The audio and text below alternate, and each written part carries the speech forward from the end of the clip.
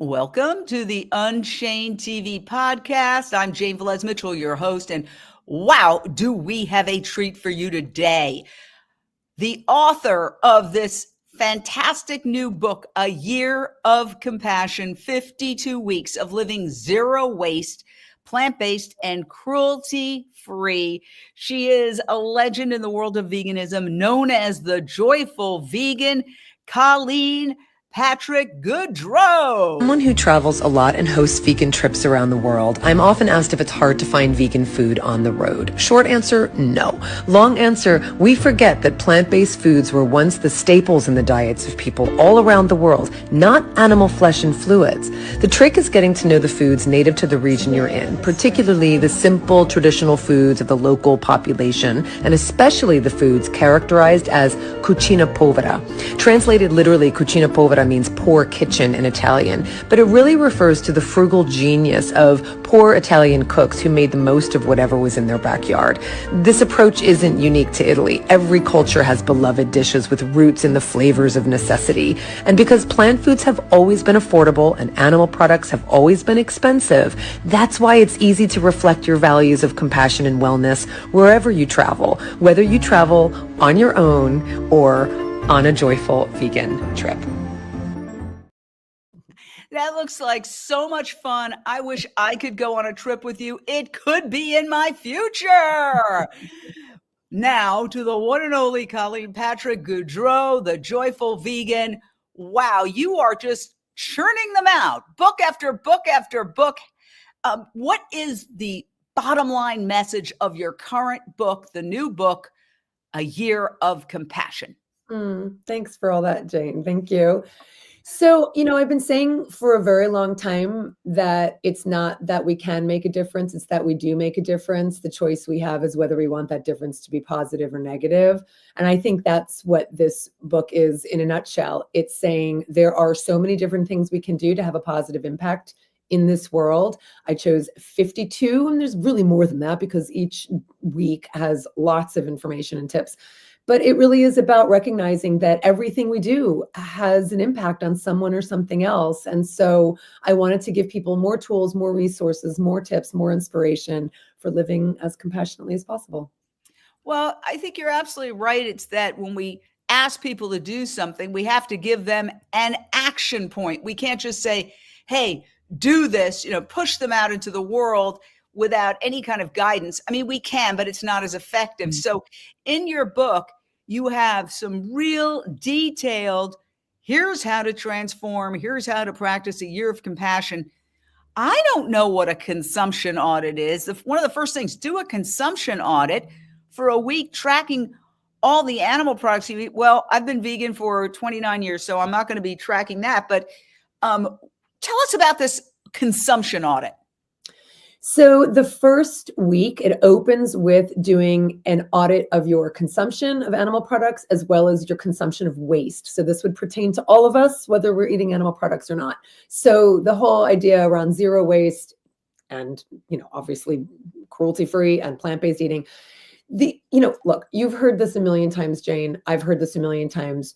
I have never met anyone who doesn't say, I don't eat a lot of meat, dairy, and eggs. Most people say they don't eat a lot of meat, dairy, and eggs, but the truth is you don't know how much you eat until you stop. And that's when you take stock, and that's when you recognize what your habits are, and that's when you have the opportunity to make changes. It's the same thing with zero waste or anything we do. We kind of have a perception of ourselves and what we do and how we eat and how we behave, and then we have reality. So the first week is an opportunity to say, what am I eating? How many animal products am I eating? How much waste am I creating? What am I throwing away? Am I wish cycling? Am I throwing things in the recycling bin, knowing that it's not really going to be recycled, but just hoping it is because it's in that recycling bin? So it's an opportunity to really look at our behavior so that we can change our behavior. So that's what the consumption audit is. It's the same chapter that's asking you to do a consumption audit as well as a waste audit.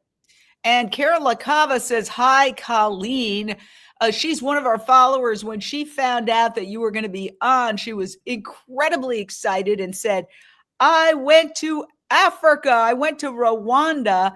And she just had so many things to say about it. I want to talk a little bit about the fact that, you show how much fun a vegan lifestyle is. Here's the photos that just 2 of the dozens that she sent me from the trip. Tell us about how you work with World Vegan Travel and about this incredible trip to Rwanda, where I know she met one of her best friends. They are best friends now, and why this is important for the vegan movement. Yes, Jeff. Hi, Karen. It's so good to see you. Karen's amazing, as you know. So why is this important? Because my whole message from the very beginning, Jane, has been that living compassionately is not about deprivation. It's not about getting good enough. It's not about what we don't get and don't have and don't eat. It's about all of the abundance and the things that we do experience. And so for me, the trips are just another extension of that and a manifestation of the fact that just because you want to live compassionately and not hurt anyone, or live healthfully and not hurt yourself, that doesn't mean you should not enjoy life. And it doesn't mean that you should just get good enough, whether you're traveling or just going to a restaurant or whatever it is. So these trips are a real manifestation of that. And World Vegan Travel, they came about because these were people who traveled on a trip that I had hosted a decade ago, and they became good friends, and they wound up starting World Vegan Travel because they had a background in tour leading, and they just know what it means to create incredible experiences. So they are doing their thing, and I'm just really honored to be able to continue hosting these trips. So I do about 4 or 5 a year with them, and they're going on and doing twice as many now without me, which is great because there's such a demand for being able to travel and not have to worry about it and not have to think about anything and experience this abundance that is a compassionate life.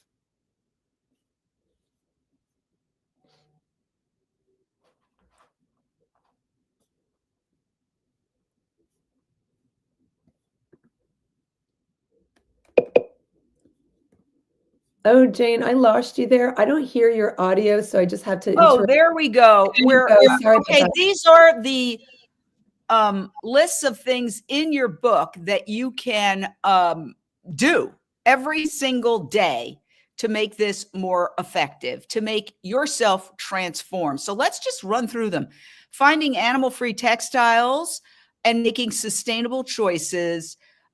Let's talk about that for a second. Yeah, so this is the idea is I did it weekly because I wanted people to not be overwhelmed and I wanted them to be able to process kind of each week's action item. And one of the chapters, one of the weeks is indeed choosing compassionate fashion. And so that means obviously looking into what the materials are that we're wearing, whether it's leather or wool or silk or anything that comes from an animal. And so that's the idea. I mean, also there's other considerations because I do talk about, you know, other kind of materials. And I do answer the question that a lot of people have around synthetics. And so I touched on that as well. So yeah, the idea is that it's not just about what we put in our mouths, but what we put on our bodies so that we're not contributing to animal cruelty. Okay, let's talk about the next one, using plant-based options for common foods like oat milk, coffee creamer, and eggless mayo. Now, I want to specifically talk about this because people act like, what do you eat? Like pretending that they've been living under a rock for the last, I don't know how many years.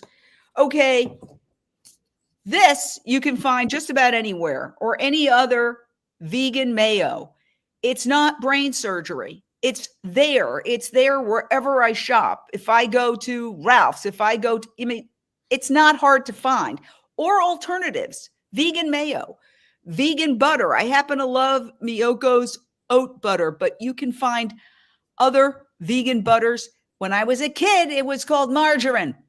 All right. And that's what we had in our household. So this is not something that just erupted like artificial intelligence that people have to, take courses on. And then here's the soy milk that I like, but there's a gazillion taking over the supermarket aisle. And in fact, correct me if I'm wrong, I believe that plant-based milks are the most successful aspect of the vegan food movement by far. And I also have a soy milk maker. If you say, I don't want to buy the carton and the cap, Well, guess what? You can get beans at your co-op, put them in a soy milk maker, and you can have soy milk. So let me ask you, why is it that people who are otherwise extremely intelligent, some of them are Rhodes Scholars, they're lawyers, they're doctors, they have high degrees, and yet somehow they're kind of playing dumb on this issue, as per why they can't make these very easy shifts? That is a big question. It is actually the topic of my book prior to this one, which is called The Joyful Vegan. And I just want every vegan to read that book because it provides insight into exactly what you're asking. And I want every non-vegan to read it because it really is a guide toward, thank you for understanding kind of the psychological and the social aspects of this, Jane, because I think that's a really big part of why people resist becoming vegan. I think it's a really big part of why people struggle. I think it's a really big part of why people stop being vegan. And so I just want to push back a little bit. And I know what you're saying, but I don't know that they're playing dumb as much as it is really, really easy to have myopia when we live in a culture that in every way supports us eating meat, dairy, and eggs several times a day, every single day. And so I think it is more than that. I think it is a really deep compartmentalization, and we're so good at being able to compartmentalize. We're so good at being willfully ignorant. We're so good at being willfully blind because why? Because we are social creatures. We're afraid of what it's going to do to our social lives if we do something that's so different than the people we spend most of our time with, our family, our friends, our coworkers. Why? Because we're also creatures of habit. We are ingrained to do the things that we started doing when we were very young. And so a lot of what is underneath these, sometimes excuses for sure, I'm not just, letting everyone off the hook, but sometimes what's underneath it is fear. They don't know what's going to be on the other side of it. They don't know how they're going to be able to cook. They don't know if they're going to still be able to travel. They don't know if they're still going to be able to spend time with their loved ones, cook with their family, cook with their husband, cook with their wife, right? The things that they used to do. So I think a lot of it is this myopia. Now, what does that mean? That's why I do recommend doing something like a 30-day vegan challenge, because it literally shifts you. And that's one of the recommendations in a Year of Compassion is take a 30-day vegan challenge. Why? Because it forces you, it enables you, it compels you to say, I've been looking at this shelf in the grocery store all these years. I've been looking at these products, these mayonnaises, these milks, all the things that have animal products. If I do this for 30 days, then you're compelled to go, oh, I didn't even know there was eggless mayonnaise. I didn't even know. And I know it seems crazy that people wouldn't, but honestly, people are mostly just going about their lives, doing the same thing every day, eating the same foods every day. And it's not until someone like you, someone like me, a book comes along, a TV show, a podcast, a conversation that makes someone go, oh, I didn't know. Show me where to go. Show me what to do. Tell me what to do. So I do think a lot of it is psychological and social. And what we need to remember as advocates is what it was like, because there was a time I didn't know, and there was a time I made excuses. And so the work that you're doing is amazing, right? Because it's saying to folks, hey, over here, there's stuff over here. Just look long enough to know what is available to you so that you can make these shifts. And those products that you're showing, those are the ways people can begin. So, if you're, still consuming cow's milk, then, start shifting over to plant-based milks. If you're consuming mayonnaise, it is such an easy shift to switch over to something like, like the Vegenaise, like Follow Your Heart. So those are the little things. And, and that also takes the manufacturers and the companies that are making these products. Thank goodness for these companies who are making these products. But it also takes the openness and the willingness on the part of the people who need to shift a little bit. You have an incredible Instagram page. I was checking it out. Here's, along those lines, your book is about compassion. Here's one of your riffs, as it were, on compassion. We'll talk about it on the other side. I don't believe for one second that people who eat meat, dairy, and eggs are not compassionate. Not for one second. I was compassionate when I was eating meat, dairy, and eggs. I didn't want animals to be harmed, but we are really, really, really, really good at compartmentalizing our discomfort. We're really good at reconciling that dissonance, that discomfort, that conflict that we have. And the way we do that is in all of the ways we tell ourselves the stories we need to tell ourselves in order to keep eating meat, dairy, and eggs. We need to consume animal protein. Animals are here for us. They don't feel the same pain as we do. You know, we'll be overrun with animals if we stop eating them. All the things we have to tell ourselves in order to feel good about the thing we're doing that we know is harmful, that we know is destructive to the environment, that we know is harmful to the animals, that we know is harmful to our health. We know all of these things. And so it's not that the compassion isn't there. It's that it's hindered, it's blocked. We have to make excuses to reconcile both of these contradictory things, that animals suffer and that in eating them we're causing suffering. It's really difficult to reconcile. And I can tell you that it is so much more difficult and takes so much more effort to put those boundaries up to our compassion and harden our hearts and look away and choose willful blindness. It takes so much effort to have to do that. When you make a change that aligns your values with your behavior, when you become vegan, when you become vegetarian, whatever you want to call it, when you stop participating in the thing that you know is anathema to your own values and is so intrinsically violent against animals, when you stop participating in that, it's so effortless. It's just so much easier to just go about your day and choose compassion over convenience and choose vegetables. It's just that simple. Being willing to look, being willing to see and bear witness, and being open to making some changes is honestly one of the most liberating things we can do. For the animals, this is Colleen Patrick-Goudreau. Thanks for watching. And you are watching Colleen Patrick-Goudreau live as we talk about her new book, which is all about compassion, A Year of Compassion. You can buy it on Amazon. You can buy it on Barnes and Nobles. Do you have an audiobook, by the way? No, there's no audiobook for this one. Not for this one. Okay, because I'm listening to a lot of books, as many people are, and you have a great voice. So, but you know, you made so many important points on that video, and it really sparked so many questions on my part. My big question is, why do some people get it and some people don't? Yeah. And it doesn't seem to me to have any rhyme or reason. Like somehow I could be talking to a plumber who gets it, and then I could talk to somebody who is,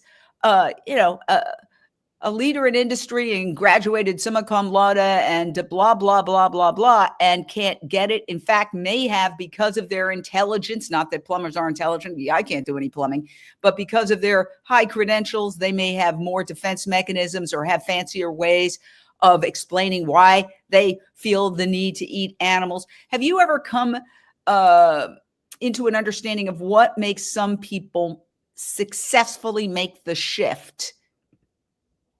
So it's the $1 million question. If we knew that answer, we would all just kind of go forth and just focus on that. So in the Joyful Vegan, I do talk about the psychological and the social and the emotional aspects, right? And the things that stop us, especially the social aspects that stop us. I think there needs to be more research around the personality aspects, because I do think there are probably some clues there, but I don't think it's going to be the only answer, because I think, as I said, there's all these other components, and I think it's multi-layered. I do think, Jane, that there's an element of being willing to go against the grain. So that's not something that for some people, it comes really naturally. I think for you, it comes naturally. I think for me, it comes naturally, right? For those of us who are okay going against the grain, for some people, it has to be learned. And one of the things that I remember over the years that I've been doing this work, and one of the emails and kind of the, kind of themed emails that I would get from people are those that said, I did not know my voice. I didn't have my voice. I didn't know how to stand up for what I believed in, and you helped me find my voice. That to me is one of the things I'm most proud of. And that shows me also that it can be taught, and that it just requires some vigilance, and it requires some willingness. So I do think that a big part of it is being willing to stand up and kind of stand out from the crowd. A lot of people don't want to do that. A lot of people are afraid to rock the boat. Now, what I talk about is that you don't have to rock the boat all the time. You just have to be able to stand firm in who you are and not be attached to how who you are affects other people. So it just might mean learning to say, I'm vegan, I'm vegan. So can you tell me what you have on the menu that is appropriate for me? Just that alone could be really hard for some people because they don't want to call attention to themselves. They don't want to, they don't want to rock the boat. So I think there's something there, but the hope is that it's not like it's ingrained in your personality. Everybody can learn some skills to be able to communicate in a way that reflects their values and gets what they want without feeling like they're constantly, rocking the boat and making a. Yeah. And Paula Franklin is watching. She said, Ingrid Newkirk said there are studies that show some people are wired for more empathy than others. What's your thought on that? I'm not convinced about that. I'm not. I think look, there are sociopaths and I'm not talking about them, but I think we are all wired as human beings for empathy. I mean, Darwin, and I talk about this in the introduction of the Year of Compassion, Darwin talks about how evolutionarily speaking, compassion was actually one of the things that got us to where we are and that makes successful species. Literally being concerned about somebody else's well-being and welfare is an evolutionary trait and it's an asset. So I do believe that we are all wired for empathy. It's just some of us are, again, it's not that we don't have the empathy, it's that other things are clouding the empathy and we're prioritizing other things over empathy. And when I say that, that's what I mean when I say status quo, social aspects, convenience, right? Those are the things that I think people prioritize over their empathy, but I don't think the empathy is not there. I think it's there for everybody. Interesting. While we have you, I would love to get your thoughts on what's currently happening with the media, which has, the meat industry after Beyond Meat was a very, very successful initial public offering in the stock market back in 2019. The meat industry went on the warpath and launched a PR campaign against meat alternatives and veganism in general. These are just three recent headlines. The bottom one is from the New York Times, of all things. Meat is back. Then the middle one is the New York Post. Well, you'd expect that. And then the top one is BBC Science. It's just very slanted, negative articles that are not balanced, commented on all of them on social media to say, hey, journalists, what's going on here? You're acting like meat industry PR people. What are your thoughts on what's happening right now with that kind of reporting that seems to be on the increase and how we can counteract it? I don't know if it's on the increase. I mean, they're not leading the way. The media doesn't lead the way. They're kind of following what they see, and they're a business. They want to sell newspapers, and people like those kinds of stories. People like the Schadenfreude, right, of like the downfall of somebody else. And so I think it's just reflecting what media does. So how do we counteract it? I think is the more important. I think that's the more important question because it's media's loud and it's powerful and it's got a lot of money behind it. So how can we in our world, in our ways, be able to counteract that? I mean, again, like that's going to take the part of everybody. It takes the manufacturers who are making these products we talked about. It takes advocates. It takes people who are in the industries that they're in, wherever we are, however we work, whatever industry we work in. Advocate just means using our voice. We need to be effective voices for the products and for this lifestyle. As long as we make it sound, I think, very different than what people are already familiar with. It's one of the reasons why I think, vegans can we can maybe pull back on using the word vegan, I think sometimes, because I think we can overuse that word. And when we overuse the word, I think it makes it sound to non-vegans like it's an alien food group. I mean, even one of those headlines you just showed me, it said something about it being bad for vegans. This isn't about vegans and non-vegans. This is about everybody having access to healthful food. Now, obviously, there is still healthful food out there. It's called fruits and vegetables and nuts and seeds and beans and grains and herbs and spices. But when it comes to these, commercial products, obviously, again, I hate to burst the bubble of vegans, but, they have been really successful, not because of vegans only, but because non-vegans are also buying these products. So these are things that impact everybody, and everybody needs to use their voice to make sure they're counteracting it. So you're somebody who has been so prominent in the movement for decades. Where are we as a movement? In other words, obviously our goal would be to hit the vegan tipping point or the plant-based tipping point, where plant-based is the norm and cruelty-free is the norm. Was it Martin Luther King who said the arc of history is long, but it bends towards justice? Where are we on that journey?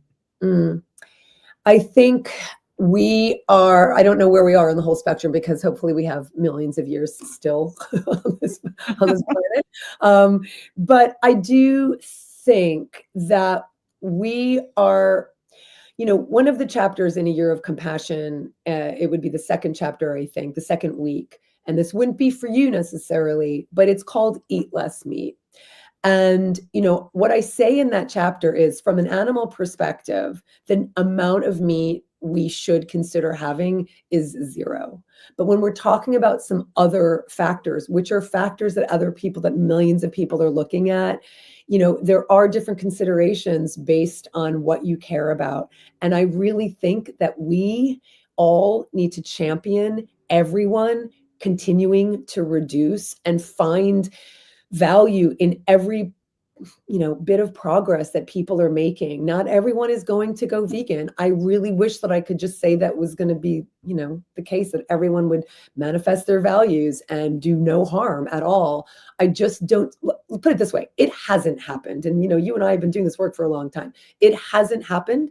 And the percentage of people who consider themselves vegan is still pretty small. So what I see happening is that there's an embracing from the general population, certainly, of meat reduction. And I'm saying meat, dairy, and egg reduction. You said, the success of the products, especially the plant-based milks, is huge. And I do see in our lifetimes, I see the dairy industry, virtually crashing, because it's just not none of it's sustainable. But I just don't see that necessarily. So maybe I'm just nitpicking about the language, but I do see more and more people are going to continue to reduce the animal products they're consuming rather than become vegan. But I think we're going to keep seeing more of that. And that's why we need those products. And that's why we need the framing around this and to also champion people who are on this journey. We cannot make vegan be the only barometer of success. It has to be championing people consuming more vegetables, consuming more plant foods. And I think we are at that point. I think we are seeing more people embrace plant-based eating. They might not call themselves vegan or be vegan, but I think more and more people are seeing the value in consuming plants for themselves, for the animals, and for the environment. So, I think that's hopeful. I take heart in that. Excellent. Now, the one factor, though, is the climate crisis. It's accelerating. As somebody said, and he's a scientist, the other day, if the UN's Intergovernmental Panel on Climate Change wanted to accelerate climate change, they couldn't do a better job than what they're doing right now with their pretty useless COP conferences. And, one of the reasons, according to critics, is that they're not talking about the impact of methane from animal agriculture. They're sticking to fossil fuels. And in fact, we just did an interview with a scientist who said that they're drastically underreporting the impact of animal agriculture on deforestation, which is a contributor to climate change because trees absorb carbon. So if you eliminate the trees, those trees are not there. So it really depends on how you calculate it. So when you think about all that and the fact that we're in a race against time, there's only approximately 9 boundaries we're crashing through. It's like species extinction, ice cap melting, on and on and on. There's a certain urgency, as some of the Extinction Rebellion people say, our house is on fire. Greta Thunberg has said that, and she happens to be a vegan. But when you consider the urgency of the message, the New York Times, and I have the clip here, and I'll find it for you. The New York Times actually did a story in 2023 that said, Researchers from Oxford University examined the diets of 55,500 people and found that vegans are responsible for 75% less in greenhouse gases than meat eaters. Now, none of the advertiser-based mainstream media picked up that article, even though they all talk about beating their chests about climate change and showing what I call catastrophe porn of fires and storms and, ratings grabbing drama. There's a solution right there in a paper of record from one of the top universities in the world, Oxford University, completely ignored. And that's one of the reasons we started Unchained TV, to try to tell those stories that are ignored by advertiser-based media, because look at the advertisers, fast food and pharmaceuticals, the industries that would suffer if people went plant-based, or they'd have to radically change. So what is your thought on that? Like to me, it seems like there's a bit of a conflict between let people join at their own pace, don't push them, that philosophy. And hey, we're in a climate crisis. It's getting exponentially worse. Our house is on fire. We've got to make change rapidly. How do you reconcile those two? So I'm probably somewhere in the middle, because I definitely don't say everything's fine, just take your own time. I still think we need to champion people wherever they are on this journey, because not doing so doesn't help at all. But I also think that a constant crisis messaging actually exhausts people, and people, if everything's an emergency, then nothing is. So I think there's also an element where people just turn it off and tune out. So I think there's somewhere in between, and I'm usually kind of the somewhere in between. And so some of what I'm also doing in this book, Jane, is also saying, hey, absolutely 100%, like in terms of, the climate situation that we're all facing. I mean, fossil fuels, number one. I mean, it just absolutely is. And so what I'm talking about in this book are all the ways that we can actually contribute to, positive things. So, that's why in that chapter on Eat Less Meat, I'm saying, hey, if you, Mr. Person, who's not saying that you're not going to be vegan, okay, here is what we know in terms of the impacts of the different kinds of meat production on the climate, on deforestation, on biodiversity. Can you pick one of these and say, all right, like, I'm at least willing to not do this X? Eat beef, right? That's the one that has the most impact in terms of land use, in terms of, the lack of biodiversity, the deforestation, et cetera. So I'm at least trying to say, don't do nothing because you can't do everything. Can you do something over here? The other thing I would say is that I'm doing in this book, and I'm doing in my messaging, is there's so much we can do individually. I mean, we drive an electric car. We gray watered our plumbing. I am working on increasing biodiversity on our property. Everybody has the opportunity. How many trees did you plant when you came back from that protest? I mean, we need to do things in our own backyard as well. And I mean, I'm making this very short because there's, that's like literally what the whole book is. But the other thing is, it's not just going to be individuals. It's going to be legislators, and, elections matter. And so we need to put people into office. And that doesn't just mean, nationally, but nationally matters hugely. But we need to put people in office locally, regionally, statewide, wherever you live, who are going to take this seriously. And there's a lot we can do locally. And I think we really underestimate the power that we have in our own backyards to have the impact we say we want to have. There's only so much we're going to be able to do doing national protests and writing to our national, Congress people, but there's a lot we can do in our own backyards. And that's what I'm trying to do, is empower people to realize they have a lot of impact right here, where they live, where their feet are. So you have actually in your book, something that one could do every single day of the year. And as we wrap up, how would you suggest that they approach this? Because I know you say you don't have to read the book cover to cover. You can kind of, pick what is easy for you. How would you suggest that people use this book to transform their lives? Well, I'm mindful. I picked the things, because look, you could find a book that says 101 ways to help the planet and help animals, but I think not everything's going to be effective. So I really picked the things that I think are going to have the most impact in terms of zero waste, cruelty-free, and plant-based. And I kind of was mindful about where they landed in the journey. So if you do want to pick up this book and read it week by week, the whole point is for you to be able to absorb the information. And, when I say something like do an audit, you can't do that in a day. The whole point is to take a week. And I think I always use the Karate Kid analogy. Once you start doing things that are different, they start to become part of your habits. And that's what this book is about. It's just saying, try this for this week, make some changes. And if you do this long enough, it will become part of your, it becomes part of your DNA. So just don't do nothing because you can't do everything. Do something, anything. And this book is hopefully people's anything. Yeah. And even as a vegan, I've had moments where I realize, oh, I'm a hypocrite. I need to change. I was uploading a whole bunch of videos to Unchained TV about podcasting, about composting. And in the process of uploading the videos about composting, I realized I don't compost. Oh my gosh. So I pulled out a big bowl, put it in my refrigerator, and every time I have a banana peel or an apple core or anything, I start throwing it in. And it's become really fun. And then I got my building to get some green bins, which are actually required by law in California, but a lot of them don't show up, or at least Los Angeles. Anyway, now we have 3 green bins, and it started something. And it was for me having that aha moment, like, oh, I'm telling people to do something and I'm not doing it myself. So, it's fun now. I'm proud of myself that I compost, and I'll tell people I'm composting. I'll pass neighbors, look, I'm composting. So it actually is fun. I think the bottom line and the final thing that I want to ask you is, how do we show people that this is a fun lifestyle, that it's an adventure, that it's joyous? You've talked about your incredible tours that I've heard so much about, and it's on my bucket list. I definitely want to take one of your tours with World Vegan Travel and the Joyful Vegan.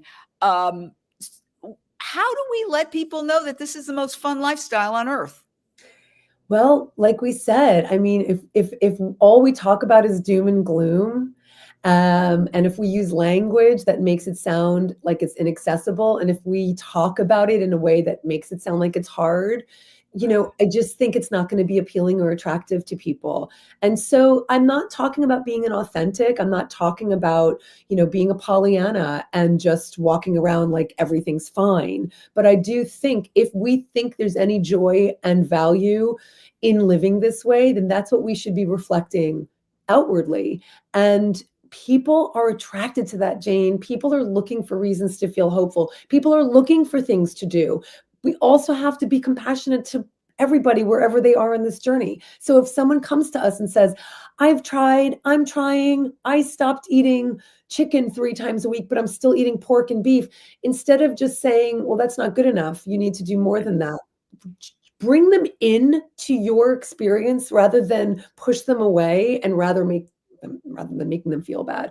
So I think there's a lot we can do in the way we talk about it, the way we frame it, and certainly the way we show up. Because if we just show up angry and grumpy all the time, no one's going to want to be part of that. So we model what we want people to experience. And I think there's a lot of reasons to be hopeful and joyful. As you said, I think it is the most incredible way to live, to be able to wake up every morning and know that in my behavior just today, in my little life, that I can do so much to not contribute to harm, to actually contribute to compassion and to the well-being of others. Like, how does it get any better than that? I just don't think it does. And so if we can reflect that and live that, I think other people will want it. I am so thrilled. I know you're a very busy person. Thank you for taking the time to be here today. The book, you got to get this book. It's absolutely fantastic. It is life-changing. Also a great gift. What a non-shaming way to let folks that you love know, hey, here's a way you can increase your compassion. And it's not a scold, it's a gift. So actually, especially because it doesn't really have the word vegan, which you're right, can sometimes create a little backlash in the title, and it actually doesn't even have it on the cover at all. I think that's a great book. Actually, I'm getting it. I'm getting it. There's a whole bunch of people that I already want to give it to. I'm going to a birthday party this weekend, and I would like to give that person who's definitely not vegan a copy of your book. So thank you so much for joining us. And as always, please support Unchained TV. We are the world's only free vegan and animal rights streaming television network. You are free to download on your phone, on your TV with streaming devices, you can also just watch us online. So it's a vegan Netflix. Okay, that's the craziest thing I've ever heard. I love Unchained TV. Unchained TV. Your life will change. It's just that easy. Unchained TV has all sorts of content for everybody. Unchained TV changed my life. Unchained TV is crushing it. I love Unchained TV. Unchained TV is my go-to. Unchained TV. Who knew? Unchained, baby. Yeah.